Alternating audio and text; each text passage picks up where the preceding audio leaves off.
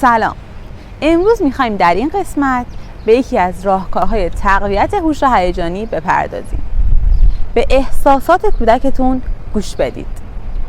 وقتی به احساسات کودکتون توجه میکنین باعث میشید که اون کودک احساس امنیت کنه. کودک ما نیاز داره که ما به احساساتش گوش بدیم.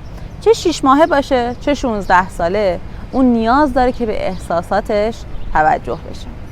وقتی به احساسات کودک توجه میکنیم اون کودک میتونه اون احساس رو رها کنه، ولی وقتی که به احساساتش توجه نشه اون احساسات به دام میافتن و کودک اونها رو سرکوب میکنه.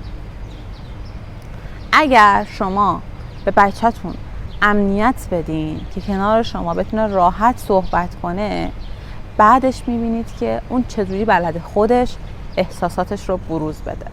جملاتی مثل این بهش بگین: میدونم خیلی ناراحت و عصبانی هستی، من اینجا نشستم تا به حرفای تو گوش بدم. میدونم خیلی اعصابت خورده، دلت میخواد جیغ بکشی گریه کنی. خب همه آدما این احساسات بهشون دست میده. دوست دارم به هم بگی و با هم در مورد احساساتت حرف بزنیم. در ادامه به راهکارهای دیگه اشاره خواهیم کرد. با ما همراه باشید.